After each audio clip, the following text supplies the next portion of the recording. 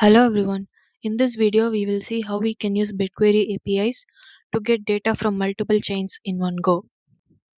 First, we will see how you can use the Bitquery cross-chain API to get the balance of a wallet address across multiple blockchains.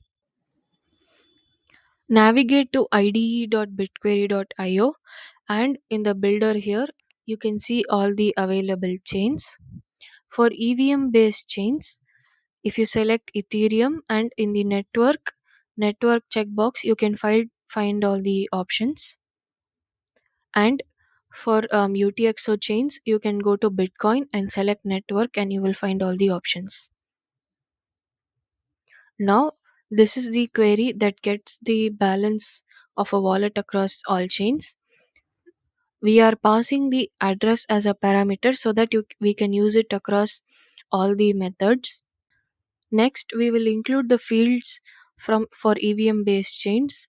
Here, we will select Ethereum, and for Ethereum based chains, we will pass the network here using the checkbox. Next, we will select the address method, and in the address filter, we will pass the address parameter that we have received. Next, we will go to balances and select the currency details and the value. Now, this will give us the balance details for all currencies on EVM based chains. Next, we will write the query to get balance from UTXO based chains. Here, you have to select Bitcoin, and in the network parameter, you have to pass the correct chain that you want, and then you have to select address stats. And in the address filter, you have to pass the address parameter. Next, you have to select the address method and select balance. Now, this will give you the balance for UTXO based chains. Now, for Cardano and Tron, you will find separate methods here, but the format is very similar. So, you have to select Cardano and then select address stats and then set the address filter and balance. And for Trons, it is very similar to how we wrote the Ethereum query. You have to pass the address in the address filter and then select balances, currency, select the currency details that you want and click the select the value checkbox to get the balance.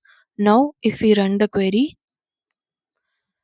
you will get the balance along with the currency details across multiple chains. Next, we will see how to get trades executed by a wallet across multiple blockchains. For this query as well, like the last time, we will pass the address as a parameter along with other information including the number of records, the offset, and the time period. Here, in this query, we will be using something called fragments. So, fragments in GraphQL are basically pieces of logic that can be shared across multiple queries. Since we will be using the same dextrades API, we are using fragments to pass all the fields that we want in the response. Okay, now we will use the dextrades API to get all the information. We will set the network like we did last time with the same by selecting Ethereum and then setting different network parameters like Binance, Chronos, Celomatic, Clayton, and so on. Next, in the options filter, we will pass all the record limit related information, set the time period, and then set maker or taker to add the wallet address. This will give us information where the address is either buyer or seller. Next, we call the fragments here with this annotation. Now, if we run the query, this will give us the trades executed by the address across all EVM chains. Finally, we will see how to track transfers made by a wallet across multiple blockchains. Like we did for previous queries, we will pass the address as a parameter and then we will use the transfers API. Here we will use a OR condition. So this any filter is the OR condition which checks for whether the transfer was from this address or to this address.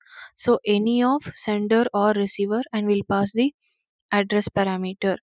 Next, like we did earlier, for all EVM chains, you can use the Ethereum method and then select the different chain in the different chain as a filter here in the parameters.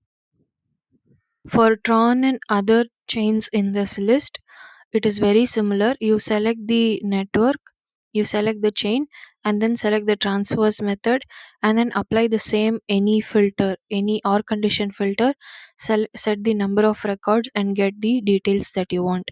So now if we run the query, this will give you transfer details including currency and amount and sender receiver made by the wallet address across multiple chains.